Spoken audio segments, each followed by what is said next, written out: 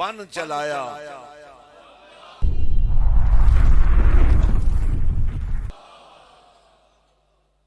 یہ گاڑی چلتی نہیں چلائی جاتی ہے.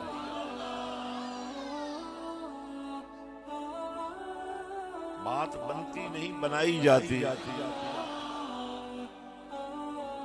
یہ جب آپ دیوانے ہو جاتے ہیں اور آپ اٹھ کر مسجد حسین کے نور کو اپنے دامن میں سمیٹنے کے لیے اپنے دامن سے ہر چیز قربان کر دیتے ہیں تو یہ وہ کیفیت ہے جو آپ کے لیے اللہ کی رحمت کا دروازہ کھول دیتا ہے.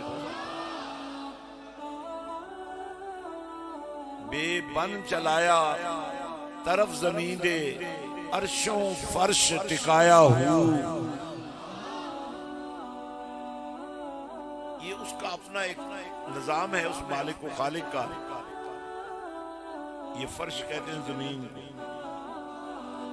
اور عرش کہتے ہیں ان بلندیوں کو جو اللہ کے شایع نشان ہے.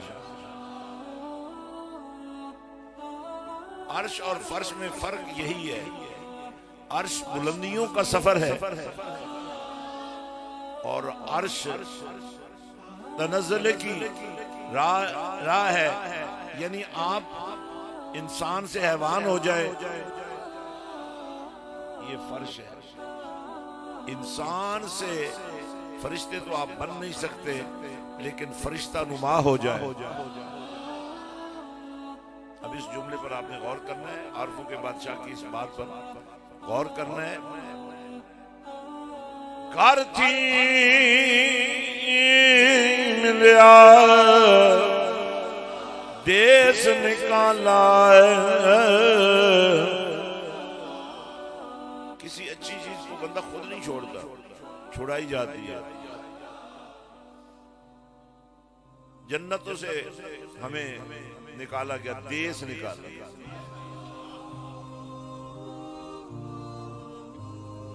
اور یہ ہم اپنی مرضی سے ہماری مرضی سے نہیں ہوا.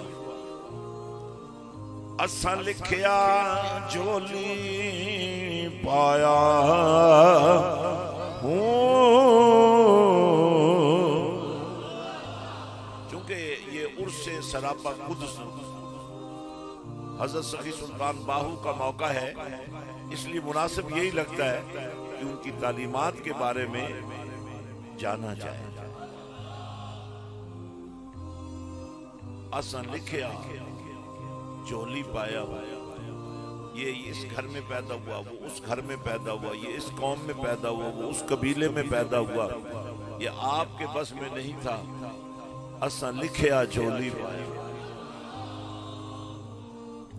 لیکن اس میں جو خاص بات ہے نا وہ یہ ہے کہ اللہ نے برا تو لکھا ہی نہیں کسی کے. لکھا تو اچھا ہے لیکن ہماری اپنی بدنصیبی ہے. ویسے تو ماں کے قدموں میں جنت ہے اور جس ماں کی گود میں بھی جنت ہے.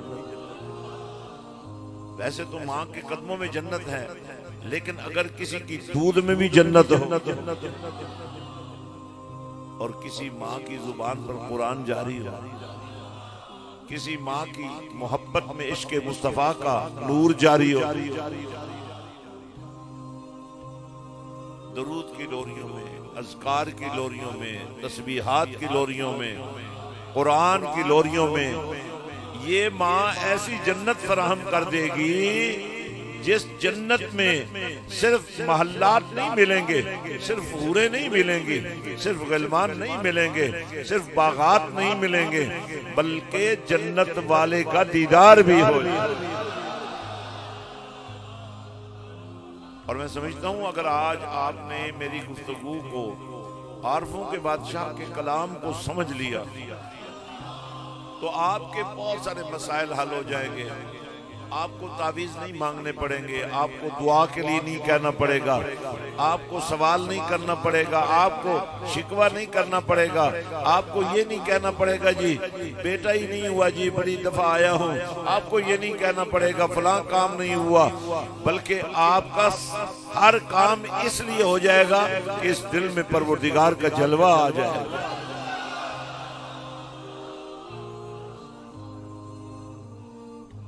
رونی دنیا. اگر آپ ایک ایسے گھر میں پیدا ہوئے، پیدا تو آپ مسلمان ہوئے ہیں، چاہے ہندو کے گھر میں پیدا ہوئے ہیں، چاہے عیسائی کے گھر میں پیدا ہوئے ہیں، چاہے آپ مسلمان کے گھر میں پیدا ہوئے ہیں، چاہے کسی شریف آدمی کے گھر میں پیدا ہوئے ہیں، چاہے کسی بدماش کے گھر میں پیدا ہوئے ہیں، آپ کی پیدائش میں جن کو آپ کہتے ہیں فلاں حرامی ہے، حرامی اس کو کہتے ہیں جس کے ماں باپ نے نکاح کے بغیر تعلق بنایا ہو اور پھر کوئی بچہ پیدا ہو جائے جسے تم حرامی کہتے ہو، وہ بھی فطرت میں مسلمان ہے، سزا انہیں ملے گی. جرم انہوں نے کیا ہے، پیدا ہونے والے کا کوئی قصور نہیں. اس مالک و خالق نے اس کو بھی پاک ہی پیدا فرمایا ہے، اسلام کی فطرت پر پیدا فرمایا ہے، اسلام کے روپ میں پیدا کیا ہے. اس لیے آپ کو ہی کوشش کرنی ہوگی حرام کاری کی طرف نہ جائیں، بدکاری کی طرف نہ جائیں، عزتوں کے ڈاکو نہ بنیں، ناموس کے لٹیرے نہ بنیں، عفت کو، پاکیزگی اور طہارت کو قائم رکھیں. رشتوں کا جو حسن ہے اس میں کسی قسم کی گنجائش نہیں ہے آلودگی پیدا کرنے کی، کیونکہ پیدا کرنے والے نے آپ کو انسان پیدا کیا ہے، آپ کو اسلام کی فطرت پر پیدا کیا ہے. اسی لیے گالی کو بھی برائی سمجھا جاتا ہے، جھوٹ کو بھی برائی سمجھا جاتا ہے، غیبت کو بھی برائی اور گناہ سمجھا جاتا ہے، بلکہ جھوٹ تو کبیرہ گناہوں میں آ جاتے ہیں. کچھ ایسے گناہ ہیں جو وضو کرنے سے ہی جسم دھل جاتا ہے، نماز پڑھنے سے ہی روح پاک ہو جاتی ہے، ذکر کرنے سے ہی دل پاک ہو جاتا ہے. لیکن کچھ گناہ ایسے ہیں جنہیں کبائر کہتے ہیں، ان کی توبہ باقاعدہ باضابطہ کی جاتی ہے، اور جب مرشد کے ہاتھ میں ہاتھ دے کر آپ توبہ کرتے ہیں تو اس کو بیعت کہتے ہیں.